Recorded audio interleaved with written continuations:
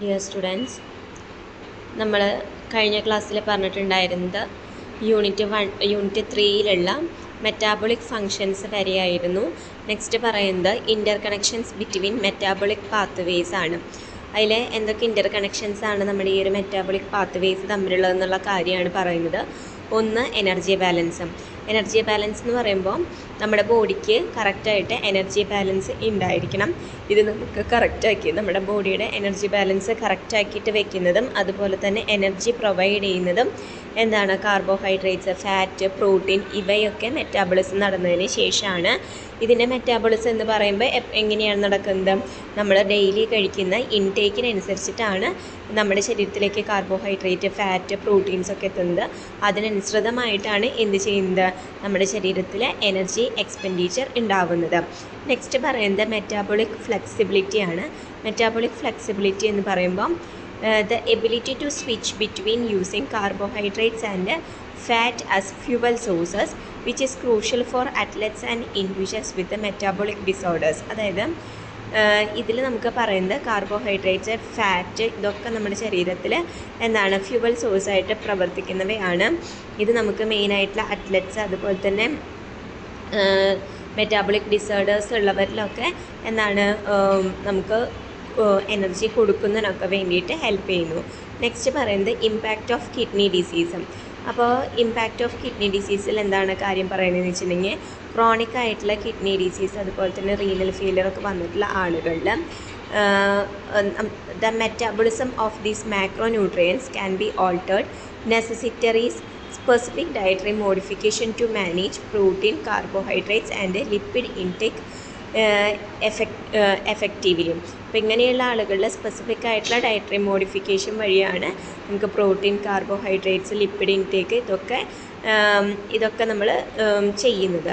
Next പറയുന്നത് implication for nutrition in renal ഡിസീസാണ് വരുന്നത്. അതിൽ ഫസ്റ്റ് വരുന്നത് അമിനോ ആസിഡാണ്. അമിനോ ആസിഡ് എന്ന് പറയുമ്പം നമ്മുടെ പേഷ്യൻസിന് കിഡ്നി ഡിസീസ് ഉള്ള പേഷ്യൻസിന് നമുക്ക് പ്രോട്ടീൻ ഇൻടേക്ക് എന്ന് പറയുന്നത് വളരെയധികം ശ്രദ്ധിച്ച് വേണം നമ്മൾ കൊടുക്കുന്നതിന് വേണ്ടിയിട്ട്. പക്ഷേ പേഷ്യൻറ്റിന് എന്താണ് പോഷകാഹാരക്കുറവ് നമുക്ക് ഉണ്ടാവാനും പാടില്ല. അപ്പം അങ്ങനെയുള്ള രീതിയിൽ വേണം എന്ത് കൊടുക്കാനായിട്ട്? പ്രോട്ടീൻ്റെ അളവ് കൊടുക്കുന്നതിന് വേണ്ടിയിട്ട്. അപ്പോൾ പ്രോട്ടീൻ്റെ അളവിൽ എന്തെങ്കിലും വ്യത്യാസങ്ങളൊക്കെ വന്നു കഴിഞ്ഞിട്ടുണ്ടെങ്കിൽ എന്താണ് നമുക്ക് യൂറിയ ആൻഡ് നൈട്രജനസ് വേസ്റ്റിൻ്റെ അക്യുമുലേഷൻസ് നമ്മുടെ ശരീരത്തിൽ ഉണ്ടാവാനായിട്ടുള്ള ചാൻസുകൾ ഉണ്ട്. ഇനി കാർബോഹൈഡ്രേറ്റ്സ് അഞ്ചിനെങ്കിൽ എന്താണ്? കാർബോഹൈഡ്രേറ്റ് ഇൻടേക്ക് എന്ന് പറയുന്നത് നമ്മുടെ ശരീരത്തിൽ വളരെ അത്യാവശ്യമായിട്ടുള്ള ഒന്നാണ്. ഇപ്പോൾ ഡയബറ്റസ് അതുപോലെ തന്നെ ഇൻസുലിൻ റെസിസ്റ്റൻസ് ഒക്കെയുള്ള ആളുകളിൽ കാർബോഹൈഡ്രേറ്റ്സുകൾ നമ്മൾ ഒരു മിനിമം ലെവലിലാണ് കൊടുക്കേണ്ടത്. കൂടുതലായി കഴിഞ്ഞിട്ടുണ്ടെങ്കിൽ നമ്മുടെ ബ്ലഡ് ഷുഗറിൻ്റെ ലെവലുകൾ നമുക്ക് നിയന്ത്രിക്കാൻ പറ്റാത്ത രീതിയിലാവാൻ ചാൻസുകളുണ്ട്. അടുത്ത പറയുന്നത് ലിപ്പിഡ്സ് ആണ്. ലിപ്പിഡ്സ് എന്ന് വെച്ചിട്ടുണ്ടെങ്കിൽ ഈ ലിപ്പിഡ്സ് എന്തിനെ കുറയ്ക്കുന്നു? സാച്ചുറേറ്റഡ് ഫാറ്റ് ആൻഡ് കൊളസ്ട്രോളിൻ്റെ ഇൻടേക്കിനെ ഈ ലിപ്പിഡ്സിൽ വരുന്നത് എന്താണെന്ന് വെച്ചിട്ടുണ്ടെങ്കിൽ നമുക്ക് reducing saturated fat and cholesterol intake is critical four managing cardiovascular risk in patient with renal diseases. നമുക്ക് ഫാറ്റും അതുപോലെ തന്നെ സാച്ചുറേറ്റഡ് ഫാറ്റും കൊളസ്ട്രോൾ ഇൻടേക്കൊക്കെ കുറച്ച് കഴിഞ്ഞിട്ടുണ്ടെങ്കിൽ എന്ത് ചെയ്യാനായിട്ട് സാധിക്കുന്നു?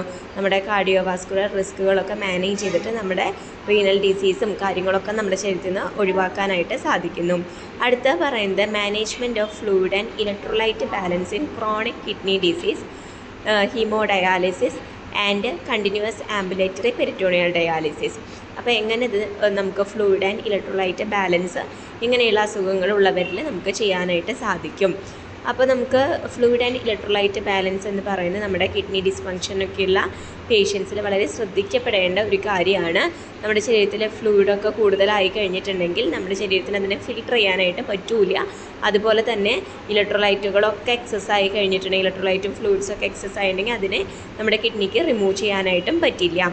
അപ്പോൾ കറക്റ്റായിട്ടുള്ളൊരു മാനേജ്മെൻറ്റ് മൂലം നമുക്ക് എന്ത് ചെയ്യണം? ഈ ഒരു ഫ്ലൂയിഡിൻ്റെയൊക്കെ അളവിൽ നമ്മൾ മാനേജ് ചെയ്ത് പോകണം. എന്നുണ്ടെങ്കിൽ മാത്രമാണ് നമുക്ക് എന്ത് ചെയ്യാനായിട്ട് പറ്റുള്ളൂ? നമ്മുടെ ഹെൽത്ത് ഓക്കെ ആക്കാനായിട്ട് പറ്റുള്ളൂ. അടുത്ത ടോപ്പിക്ക് വരുന്നത് understanding fluid and electrolyte balance ആണ്. ഫ്ലൂയിഡ് ഇംബാലൻസ് എന്ന് പറയുന്നത് അതിൽ വരുന്ന ഒന്നാമത്തെ കാര്യമാണ് ഫ്ലൂയിഡ് ഇംബാലൻസ് എന്ന് പറയുന്നത്. ഫ്ലൂയിഡ് ഓവർലോഡ് എന്ന് പറഞ്ഞാൽ എന്താണ്? ഇപ്പോൾ നമുക്ക് കോമൺ ആയിട്ട് ക്രോണിക് ആയിട്ടുള്ള കിഡ്നി ഡിസീസ് ആൻഡ് ഡയാലിസിസ് പേഷ്യൻസിലാണ് നമുക്ക് ഇങ്ങനെയുള്ള ഒരു ഫ്ലൂയിഡ് ഇംബാലൻസ് കണ്ടീഷൻ എന്ന് വരുന്നത്, അതായത് എക്സസ് ആയിട്ടുള്ള വാട്ടർ, അതുപോലെ തന്നെ വാട്ടർ നമ്മുടെ ശരീരത്തിൽ നിൽക്കുന്നത് മൂലം നമ്മുടെ ശരീരത്തിൽ എന്തുണ്ടാവും, hyper tension, oedema, heart failure ഒക്കെ ഉണ്ടാവാനായിട്ടുള്ള ചാൻസുകൾ ഉണ്ട്. രണ്ടാമത് വരുന്നത് ഡീഹൈഡ്രേഷനാണ്. ഡീഹൈഡ്രേഷൻ എന്ന് വെച്ചിട്ടുണ്ടെങ്കിൽ നമുക്കിപ്പോൾ അത് CKD പേഷ്യൻസിൽ കൂടുതൽ, അതായത് നമുക്ക് ഈ ഡീഹൈഡ്രേഷൻ കണ്ടീഷൻ എന്ന് വെച്ചിട്ടുണ്ടെങ്കിൽ നമുക്ക് CKD പേഷ്യൻസിൽ നമ്മൾ ഡയാലിസിസ് ചെയ്യുമ്പോഴൊക്കെയാണ് ഈ ഡീഹൈഡ്രേഷൻ എന്ന് പറഞ്ഞിട്ടുള്ള പ്രവർത്തനം ഉണ്ടാകുന്നത്. അതായത് നമ്മുടെ ശരീരത്തിൽ എക്സസ് ആയിട്ടുള്ള വെള്ളത്തിനെ കളയുന്നതോടൊപ്പം തന്നെ കൂടുതലായിട്ട് നമ്മുടെ ശരീരത്തിൽ നിന്ന് വെള്ളം പുറത്തേക്ക് പോകുമ്പോഴാണ് എന്ത് സംഭവിക്കുന്നത്, ഡീഹൈഡ്രേഷൻ എന്ന് പറഞ്ഞിട്ടുള്ള പ്രവർത്തനം ഉണ്ടാവുന്നത്. അടുത്തതായിട്ട് വരുന്നത് ഇലക്ട്രോലൈറ്റ് ഇംബാലൻസ് ആണ്. ഫസ്റ്റ് വരുന്നത് പൊട്ടാസ്യമാണ്. പൊട്ടാസ്യം എന്ന് പറയുന്നത് hyper kalaemia condition. Hyper kalaemia എന്ന് പറഞ്ഞാൽ ഹൈ പൊട്ടാസ്യം ലെവൽ ഉണ്ടാകുന്ന കണ്ടീഷനാണ്. ഈ ഒരു കണ്ടീഷൻ കാരണം നമുക്ക് നമ്മുടെ റീനൽ എക്സ്ക്രീഷൻ, അതായത് ഈ ഒരു കണ്ടീഷനിൽ എന്താണ് വരുന്നതെന്ന് വെച്ചിട്ടുണ്ടെങ്കിൽ നമ്മുടെ റീനൽ എക്സ്ക്രീഷനിൽ പൊട്ടാസ്യം പോകുന്നില്ല. അതുകൊണ്ടാണ് നമ്മുടെ ശരീരത്തിൽ കൂടുതലായിട്ട് പൊട്ടാസ്യം നിലനിൽക്കുന്നതും. ഇത് പിന്നീട് എന്തിന് കാരണമാവാം, കാർഡിയാക് കോംപ്ലിക്കേഷൻസിന് കാരണമാവാം. അടുത്ത വരുന്നത് സോഡിയമാണ്. സോഡിയം എന്ന് പറയുന്നത് സോഡിയം റിട്ടൻഷൻ നമുക്ക് can lead to fluid retention and hypertension. അതായത് ഈ സോഡിയം അധികമായി കഴിഞ്ഞാൽ ഇതുപോലെ തന്നെ നമ്മുടെ ശരീരത്തിൽ കൂടുതൽ വെള്ളം ഉണ്ടാവാനും അതുപോലെ തന്നെ ഹൈപ്പർ ടെൻഷൻ ഉണ്ടാവാനും സാധ്യതകൾ ഉണ്ട്. അടുത്ത ഫോസ്ഫറസ് ആണ് വരുന്നത്. ഫോസ്ഫറസ് എന്ന് പറയുന്നത് നമ്മുടെ ശരീരത്തിൽ കൂടുതലായിട്ട് ഫോസ്ഫറസ് ലെവലുകൾ ഉണ്ടായിട്ടുണ്ടെങ്കിൽ അത് നമ്മുടെ ബോൺ ഡിസീസുകൾക്കും കാർഡിയോവാസ്കുലർ പ്രോബ്ലംസിനും കാരണമാവാം. നെക്സ്റ്റ് വരുന്നത് കാൽസ്യം ആണ്. കാൽസ്യം എന്ന് പറയുമ്പം നമുക്ക് നമ്മുടെ ശരീരത്തിലെ കാൽസ്യത്തിൻ്റെ ഇംബാലൻസ് ഒക്കെ വന്നു കഴിഞ്ഞിട്ടുണ്ടെങ്കിൽ നമ്മുടെ ബോൺ ഹെൽത്തിനും അതുപോലെ തന്നെ സെക്കൻഡറി ഹൈപ്പർ പാരാതൈറോയിഡിസം എന്ന് പറഞ്ഞിട്ടുള്ള കണ്ടീഷനൊക്കെ കാരണമാകുന്നുണ്ട്.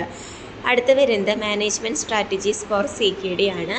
അതിൽ ഫസ്റ്റ് വരുന്നത് ഫ്ലൂയിഡ് മാനേജ്മെൻ്റ് ആണ്. ഫ്ലൂയിഡ് റെസ്ട്രിക്ഷൻ എന്ന് പറയുമ്പോൾ എന്താണ്? ഫ്ലൂയിഡ് റെസ്ട്രിക്ഷൻ എന്ന് വെച്ചിട്ടുണ്ടെങ്കിൽ നമ്മുടെ ശരീരത്തിൽ, ഇപ്പോൾ പേഷ്യൻ്റെ ശരീരത്തിൽ ഫ്ലൂയിഡിന് ഒരു ലിമിറ്റ് ചെയ്യേണ്ട ആവശ്യം ഉണ്ട്. അപ്പോൾ ആ ലിമിറ്റ് ചെയ്യേണ്ടതെന്ന് വെച്ചിട്ടുണ്ടെങ്കിൽ നമുക്ക് നമ്മുടെ ഇൻടേക്ക് കുറയ്ക്കുക, അതുപോലെ തന്നെ ഇൻടേക്ക് യൂറിൻ ഔട്ട്പുട്ടുകൾ കൃത്യമാക്കുക എന്നൊക്കെ വെച്ചിട്ടുണ്ടെങ്കിലാണ് നമുക്ക് ഈ ഒരു ഫ്ലൂയിഡിൻ്റെ അളവ് നമ്മുടെ ശരീരത്തിൽ കൃത്യമാക്കാനായിട്ട് സാധിക്കുള്ളൂ. പക്ഷേ നമ്മുടെ കിഡ്നിക്ക് എന്തെങ്കിലും ഫങ്ഷനിൽ പ്രോബ്ലം ഉണ്ടെങ്കിൽ ഇത്തരത്തിലുള്ള കാര്യങ്ങൾ നമുക്ക് നടക്കില്ല.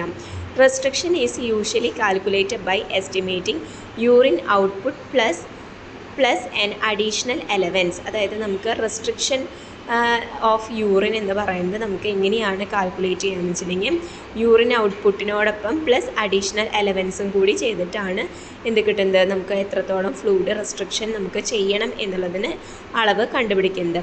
അടുത്ത് വരുന്നത് മോണിറ്ററിംഗ് ആണ്. റെഗുലർ അസസ്മെൻറ്റ്, നമുക്ക് റെഗുലറായിട്ട് വെയിറ്റ് നമ്മൾ നോക്കുക, ബ്ലഡ് പ്രഷർ നോക്കുക, അതുപോലെ തന്നെ ഫ്ലൂയിഡ് ഓവർലോഡൊക്കെ നമ്മുടെ ശരീരത്തിൽ വരുന്നതിൻ്റെ എന്തെങ്കിലും സിംറ്റംസ്, ഇപ്പോൾ എക്സാമ്പിൾ പറയാൻ വെച്ചിട്ടുണ്ടെങ്കിൽ എഡിമ, ഷോർട്ട്നെസ് ഓഫ് ബ്രീത്ത്, ഇങ്ങനെയുള്ള കണ്ടീഷൻസ് ഉണ്ടോ എന്നുള്ള കാര്യങ്ങളൊക്കെ ചെക്ക് ചെയ്യേണ്ടതാണ്. അടുത്ത് വരുന്നത് ഇലക്ട്രോലൈറ്റ് മാനേജ്മെൻ്റ് ആണ്. എങ്ങനെ ഇലക്ട്രോലൈറ്റ് മാനേജ്മെൻറ്റ് ചെയ്യാം? ഫസ്റ്റ് വരുന്നത് ഡയറ്ററി മോഡിഫിക്കേഷനാണ് വരുന്നത്. ഫസ്റ്റ് പൊട്ടാസ്യം ആണ്. അപ്പോൾ ഹൈ പൊട്ടാസ്യം അടങ്ങിയിട്ടുള്ള ഫുഡുകൾ നമ്മൾ ലിമിറ്റ് ചെയ്യുക. ഇപ്പോൾ എക്സാമ്പിൾ പറയുന്നത് പൊട്ടാസ്യം കൂടുതൽ അടങ്ങിയിട്ടുള്ളത് ബനാന, ഓറഞ്ച്, പൊട്ടാറ്റോസ് ഒക്കെയാണ്. അതുപോലെ തന്നെ സിറം പൊട്ടാസ്യം ലെവലുകൾ നമ്മൾ ഇടയ്ക്കിടയ്ക്ക് ചെക്ക് ചെയ്ത് നോക്കുക. രണ്ടാമത് വരുന്നത് സോഡിയമാണ്. സോഡിയം എന്ന് പറയുന്നത് low sodium diet to manage hypertension. നമ്മൾക്കറിയാം സോഡിയത്തിൻ്റെ ലെവൽ കൂടുതലാവുമ്പോഴാണ് എന്തുണ്ടാവുന്നത്, ഹൈപ്പർ ടെൻഷൻ എന്ന് പറഞ്ഞിട്ടുള്ള കണ്ടീഷൻ ഉണ്ടാവുന്നത്. അപ്പോൾ അത് നമ്മൾ ഉപ്പിൻ്റെ അളവ് നമ്മുടെ ശരീരത്തിൽ കുറയ്ക്കുക. അതുവഴി നമുക്ക് എന്ത് ചെയ്യാനും സാധിക്കും, ഹൈപ്പർ ടെൻഷൻ കുറയ്ക്കാനും ഫ്ലൂയിഡിൻ്റെ അളവ് നമ്മുടെ ശരീരത്തിൽ കുറയ്ക്കാനും സാധിക്കുന്നതാണ്. അതുപോലെ പ്രോസസ്ഡ് ഫുഡുകൾ, സോൾട്ടി ഫുഡ്സ്, ഇതൊക്കെ നമ്മൾ മിനിമൈസ് ചെയ്യാനായിട്ട് ശ്രദ്ധിക്കുക. നെക്സ്റ്റ് വരുന്നത് ഫോസ്ഫറസ് ആണ്. ഫോസ്ഫറസിൽ വരുന്നത് ഹൈ ഫോസ്ഫറസ് ഫുഡുകളായിട്ടുള്ള ഇപ്പോൾ നമുക്ക് dairy products, nuts, processed meats, ഇതൊക്കെ നമ്മൾ റെസ്ട്രിക്ഷൻ ചെയ്യുക. അതുപോലെ തന്നെ phosphorus binders to control serum phosphorus levels. Phosphorus binders വഴി നമുക്ക് സിറം ഫോസ്ഫറസ് ലെവലുകൾ കൺട്രോൾ ചെയ്യുക. നെക്സ്റ്റ് വരുന്നത് കാൽസ്യം. കാൽസ്യം എന്ന് പറയുന്നത് നമുക്ക് ensure adequate calcium intake but avoid excessive calcium supplements especially in patients with high phosphorus levels. Calcium എന്ന് പറയുമ്പോൾ നമുക്ക് അഡീക്വേറ്റ് ആയിട്ടുള്ള കാൽസ്യം ഇൻടേക്ക് എന്താണ് ഇൻടേക്കാണോ നമ്മൾ എടുക്കുന്നതെന്നുള്ളത് ഉറപ്പ് വരുത്തുക. അതുപോലെ തന്നെ എക്സസീവായിട്ടുള്ള കാൽസ്യം സപ്ലിമെൻറ്റുകൾ നമ്മുടെ പേഷ്യൻറ്റിന് കൊടുക്കാതിരിക്കാനായിട്ട് ശ്രദ്ധിക്കാം. ഡിയർ സ്റ്റുഡൻസ്, റീനൽ ന്യൂട്രീഷൻ എന്ന് പറഞ്ഞിട്ടുള്ള സബ്ജക്റ്റിലെ യൂണിറ്റ് 3 ബാക്കിയുള്ള പോർഷൻസാണ് നമ്മൾ ഈ വീഡിയോയിൽ ഡിസ്കസ് ചെയ്യാനായിട്ട് പോകുന്നത്. Management strategies for haemodialysis. അതിൽ നമുക്ക് എങ്ങനെ ഹീമോഡയാലിസിസ് സമയത്ത് ഫ്ലൂയിഡ് മാനേജ് ചെയ്യാം എന്നുള്ള കാര്യമാണ്.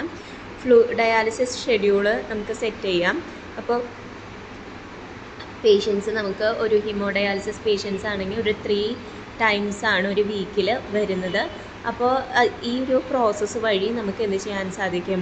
എക്സസ് ആയിട്ടുള്ള ഫ്ലൂയിഡിനെ റിമൂവ് ചെയ്യാനായിട്ട് സാധിക്കും. അതുപോലെ തന്നെ നമുക്ക് പേഷ്യൻറ്റിൻ്റെ ആവശ്യങ്ങൾക്കനുസരിച്ച് അല്ലെങ്കിൽ പേഷ്യൻ്റെ ഫ്ലൂയിഡ് മാനേജ്മെൻറ്റിനനുസരിച്ചിട്ടാണ് ഫ്രീക്വൻസി ഓഫ് ഡ്യൂറേഷൻ നമ്മുടെ ഹീമോഡയാലിസിസിന് ഉള്ളത്. അടുത്ത് പറയുന്നത് വെയിറ്റ് മാനേജ്മെൻ്റ് ആണ്. അപ്പോൾ വെയിറ്റ് മാനേജ്മെൻറ്റിൽ പറയുന്നത് നമുക്ക് ഡ്രൈ വെയിറ്റ് മോണിറ്റർ ചെയ്യാന്നുള്ള കാര്യമാണ്. അപ്പോൾ ഡ്രൈ വെയിറ്റ് മോണിറ്റർ ചെയ്യുമ്പോൾ തന്നെ നമുക്ക് എത്രത്തോളം എക്സസ് ആയിട്ട് ഫ്ലൂയിഡ് ഉണ്ട് എന്നുള്ള കാര്യം നമുക്ക് അറിയാനായിട്ട് സാധിക്കുന്നതാണ്. അപ്പോൾ അതുവഴി നമുക്ക് പേഷ്യൻ്റെ ശരീരത്തിൽ നിന്ന് എത്രത്തോളം ഫ്ലൂയിഡ് റിമൂവ് ചെയ്യണം എന്നുള്ള കാര്യങ്ങൾ മനസ്സിലാക്കാനായിട്ട് സാധിക്കുന്നു. അടുത്ത് ഇലക്ട്രോലൈറ്റ് മാനേജ്മെൻ്റ് ആണ്. ഇലക്ട്രോലൈറ്റ് മാനേജ്മെൻറ്റ് എന്ന് പറയുമ്പോൾ ഫസ്റ്റ് വരുന്നത് പൊട്ടാസ്യമാണ്. പൊട്ടാസ്യം എന്ന് പറയുന്നത് ഡയലൈസേറ്റിൻ്റെ കോമ്പോസിഷൻ എന്ന് പറയുന്നത് അഡ്ജസ്റ്റ് ചെയ്തിട്ട് നമുക്ക് പൊട്ടാസ്യത്തിൻ്റെ ലെവൽസ് കൺട്രോൾ ചെയ്യാനായിട്ട് സാധിക്കും. ഹൈ പൊട്ടാസ്യം ഫുഡുകൾ നമുക്ക് റെസ്ട്രിക്റ്റ് ചെയ്യാം. പിന്നെ വരുന്നത് സോഡിയമാണ്. സോഡിയം എന്ന് പറയുമ്പോൾ സോഡിയം കോൺസെൻട്രേഷന് നമുക്ക് ഡയലൈസേറ്റിലുള്ള സോഡിയത്തിൻ്റെ ലെവലുകൾ അഡ്ജസ്റ്റ് ചെയ്തിട്ട് നമുക്ക് സോഡിയം ലെവൽ നമ്മുടെ ശരീരത്തിലുള്ളത് ബാലൻസ് ചെയ്യാം. അതുപോലെ തന്നെ ലോ സോഡിയം ഡയറ്റ് ഉള്ള ഫുഡുകൾ കഴിക്കാനായിട്ട് ശ്രദ്ധിക്കുക. അടുത്ത ഫോസ്ഫറസ് ആണ്. ഫോസ്ഫറസിനെ മോണിറ്റർ ചെയ്യുന്നതിന് വേണ്ടിയിട്ട് ഫോസ്ഫറസ് ബൈൻഡേഴ്സ് നമുക്ക് മീൽസ് കഴിച്ചതിന് ശേഷം എന്ത് ചെയ്യുക? കഴിക്കാനായിട്ട് ശ്രദ്ധിക്കുക. ഇതുവഴി ഫോസ്ഫറസിനെ നമ്മുടെ ശരീരം അബ്സോർബ് ചെയ്യുന്നത് നമുക്ക് തടയാനായിട്ട് സാധിക്കും. അതുപോലെ തന്നെ ഇടയ്ക്കിടയ്ക്ക് ഫോസ്ഫറസിൻ്റെ ലെവൽസ് ചെക്ക് ചെയ്യാനായിട്ട് ശ്രദ്ധിക്കുക. Next calcium and vitamin D ആണ്. കാൽസ്യം ആൻഡ് വൈറ്റമിൻ ഡി സപ്ലിമെൻറ്റേഷൻസ് നമുക്ക് നമ്മുടെ ശരീരത്തിൽ ആവശ്യമുള്ളത് തന്നെയാണ്. പക്ഷേ ഫോസ്ഫറസ് ബൈൻഡേഴ്സൊക്കെ കഴിക്കുന്നത് വഴി നമുക്കിതുപോലെ തന്നെ കാൽസ്യത്തിൻ്റെ അളവ് കൂടുതലാണെങ്കിൽ അതിൻ്റെ ലെവൽസ് ലോവർ ചെയ്യാനായിട്ട് സാധിക്കുന്നതാണ്. Next management strategies four continuous ambulatory peritoneal dialysis ആണ്. അതിൽ ഫ്ലൂയിഡ് മാനേജ്മെൻറ്റ് വരുന്നത് ഡയലൈസേറ്റ് വോളിയാണ് ഫസ്റ്റ് പറയുന്നത്. ഇപ്പോൾ നമ്മൾ ക്രോണിക് ആയിട്ടുള്ള കണ്ടിന്യൂസ് ആംബുലേറ്ററി പെരിറ്റോണിയൽ ഡയാലിസിസ് പേഷ്യൻസിൽ നമ്മൾ യൂസ് ചെയ്യുന്ന സൊല്യൂഷൻസിൽ ഗ്ലൂക്കോസ് അടങ്ങിയിട്ടുണ്ട്. ഈ ഗ്ലൂക്കോസ് വഴി നമുക്ക് ഫ്ലൂയിഡ് ഷിഫ്റ്റുകൾ നടത്താനായിട്ട്, അതായത് പേഷ്യൻ്റെ ശരീരത്തിൽ നിന്ന് ഉള്ള ഫ്ലൂയിഡിനെ നമുക്ക് പുറത്തേക്ക് കളയാനായിട്ട് സാധിക്കുന്നതാണ്. അതുപോലെ patients need to monitor their weight and signs of fluid overload carefully.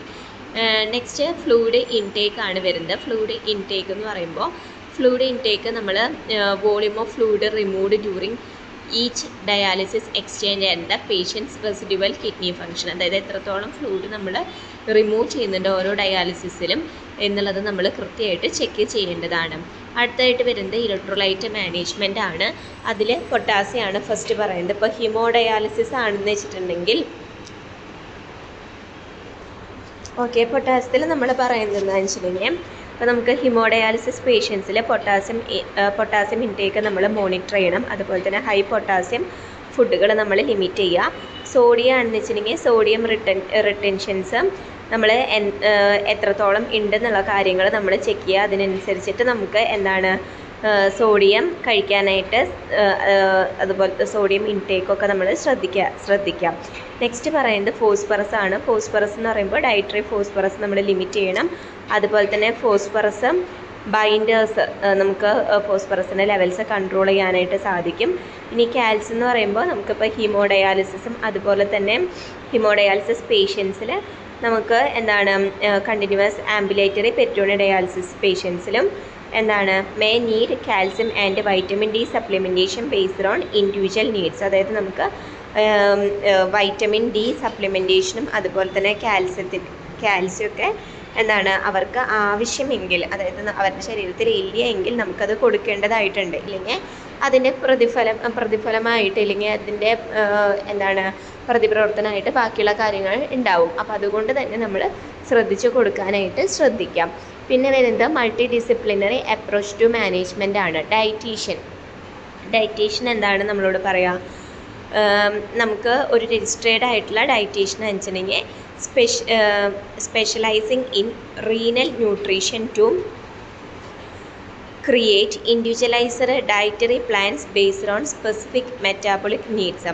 അപ്പോൾ നമുക്ക് റീനൽ ന്യൂട്രീഷൻ വഴി നമുക്ക് individualising dietary plans based on specific metabolic needs, അതായത് നമ്മുടെ മെറ്റാബോളിക് നീഡ്സിനനുസരിച്ച് നമുക്കൊരു ഡയറ്ററി പ്ലാൻ തരാനായിട്ട് ഡയറ്റീഷ്യന് സാധിക്കും.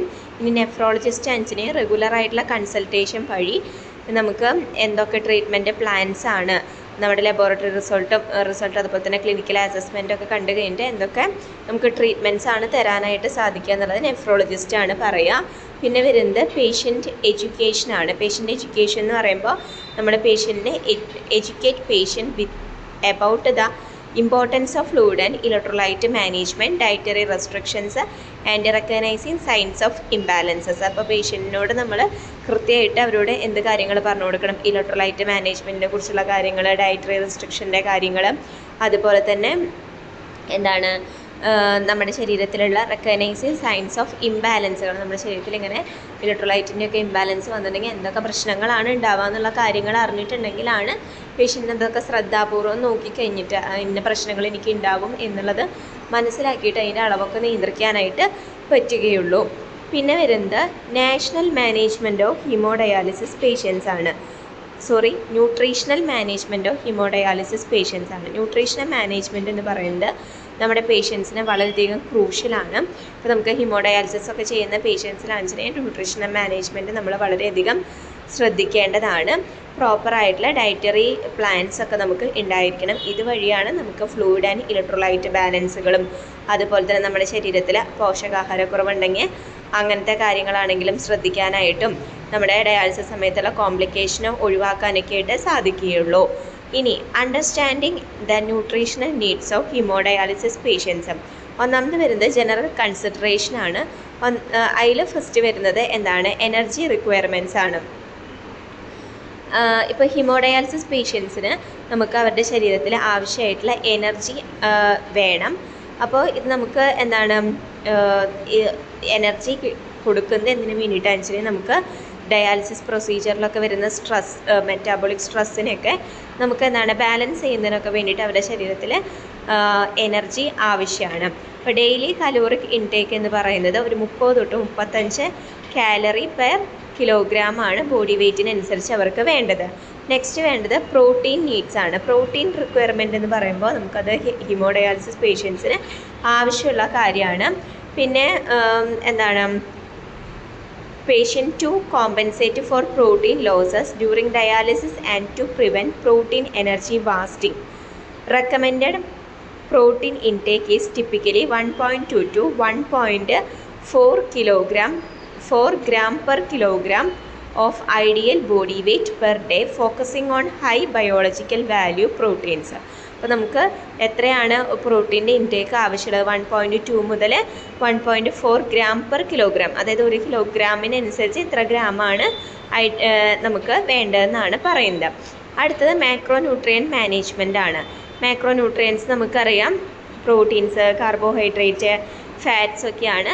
അപ്പോൾ അതിൻ്റെ മാനേജ്മെൻറ്റ് എങ്ങനെയാണ്? ഫസ്റ്റ് വരുന്നത് പ്രോട്ടീൻസ് ആണ്. പ്രോട്ടീൻസിൻ്റെ സോഴ്സുകൾ എന്ന് പറയുമ്പോൾ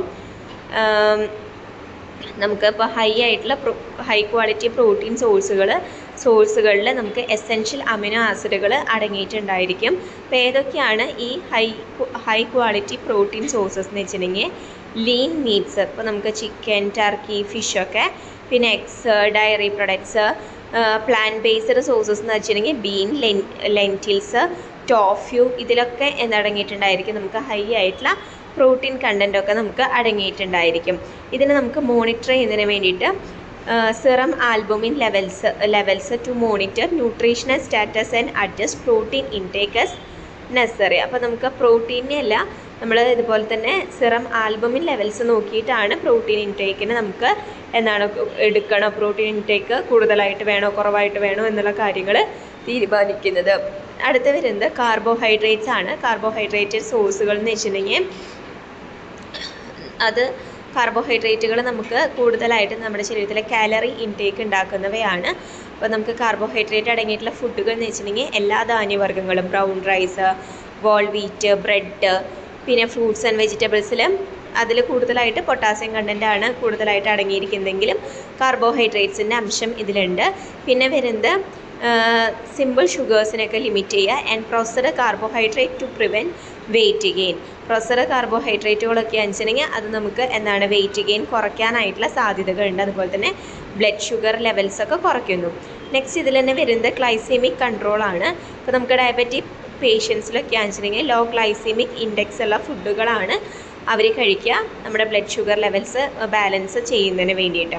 നെക്സ്റ്റ് വരുന്നത് ഫാറ്റ്സ് ആണ്. ഫാറ്റ്സിൻ്റെ ടൈപ്പ് എന്ന് വെച്ചിട്ടുണ്ടെങ്കിൽ ഹെൽത്തി ഫാറ്റാണ് നമ്മൾ കഴിക്കുന്നതെന്ന് വെച്ചിട്ടുണ്ടെങ്കിൽ അത് നമ്മുടെ ഹാർട്ടിൻ്റെ ഹെൽത്തിനെ സപ്പോർട്ട് ചെയ്യുന്നതാണ്. ഇപ്പോൾ നിങ്ങൾക്കറിയാലോ LDL HDL എന്നൊക്കെ പറഞ്ഞാൽ LDL ബാഡ് കൊളസ്ട്രോൾ ആണ്.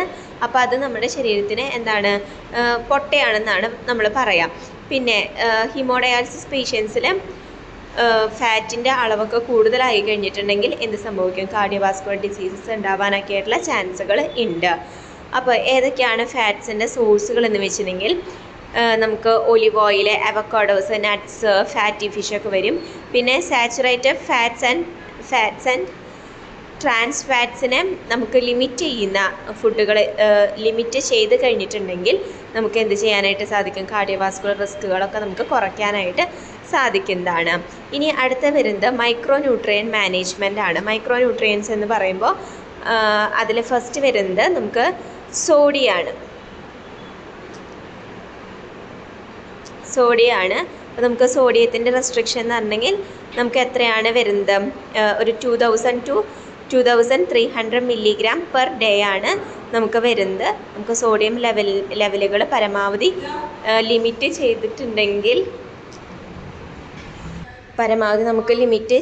ചെയ്തിട്ടുണ്ടെങ്കിൽ ഫ്ലൂയിഡ് ലെവലുകളെ നിയന്ത്രിക്കാനായിട്ട് സാധിക്കുന്നതാണ്.